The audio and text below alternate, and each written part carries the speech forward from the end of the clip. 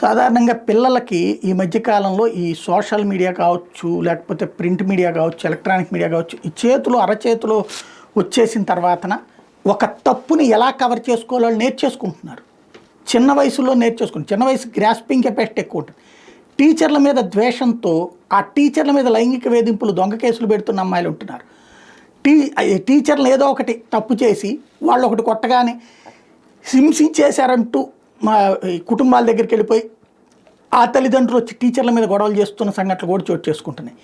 ఇలాంటి సందర్భంలో టీచర్ల మీద అట్లా కంప్లైంట్ ఇవ్వగానే ఇలా తీసుకెళ్ళి అరెస్ట్ చేయడం తప్పు అని తీర్పిచ్చినటువంటి సంఘటన ఇది. కేరళ హైకోర్టు ఇచ్చినటువంటి ఆదేశం.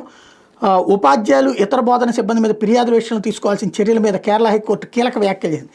విద్యార్థులు తల్లిదండ్రులు ఫిర్యాదు చేయగా నేరుగా టీచర్ల అరెస్ట్ వంటి చర్యలకు దిగద్దు, ప్రాథమికంగా దర్యాప్తు చేయండి, నేరం జరిగినట్టు రుజువయ్యాకనే చర్యలు తీసుకోండి అని ఆదేశించింది. ఈ దిశగా తక్షణం సర్క్యులర్ జారీ చేయమని చెప్పి డీజీపీకి ఆదేశాలు జారీ చేసింది. విద్యార్థులు స్కూళ్లలోకి ఆయుధాలు, మద్యం, డ్రగ్స్ తదితరాలను యథేచ్ఛగా తీసుకువెళ్తున్న పరిస్థితుల్లో ఇది తప్పనిసరిని న్యాయమూర్తి జస్టిస్ పివి కున్నికృష్ణన్ అభిప్రాయపడ్డారు. విద్యార్థిని బెత్తంతో కొట్టిన కేసులో టీచర్కి ఆయన ముందస్తు బెయిల్ మంజూరు చేశారు. కేరళలో విద్యార్థులు యువత ప్రవర్తన చాలా ఆందోళనకరంగా ఉందని వ్యాఖ్యానిస్తూ వాళ్ళు తీవ్ర నేరాలకు కూడా పాల్పడుతున్నారు, టీచర్లనే బెదిరిస్తున్నారు, వాళ్ళని గొడవ చేస్తున్నారు, భౌతిక దాడులకు దిగుతున్నారు, దీన్ని తక్షణం అడ్డుకట్ట వేయాలి, క్లాస్ రూమ్లో బెత్తం పట్టుకునేందుకు టీచర్లను అనుమతించాలి అంటూ అభిప్రాయపడ్డారు.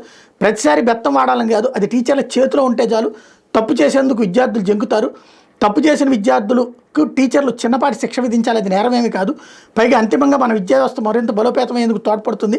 కానీ బాగుపడాలనే సదుద్దేశంతో గిల్లినా గిచ్చినా మందలించిన టీచర్ల మీద క్రిమినల్ కేసులు పెడుతున్నారు. దీని నుంచి వాళ్ళకి రక్షణ కల్పించాలి, లేదంటే వాళ్ళు పని చేయలేరు. టీచర్లంతా సాధు సొత్తములని చెప్పడం లేదు, వాళ్ళలోనూ కొందరు చెడ్డవాళ్ళు ఉండొచ్చు, కానీ విద్యార్థిని మనిషిగా తీర్చిదిద్దడంలో టీచర్లది కీలక పాత్రను మర్చిపోవద్దని చెప్పి చక్కటి తీర్పిచ్చింది.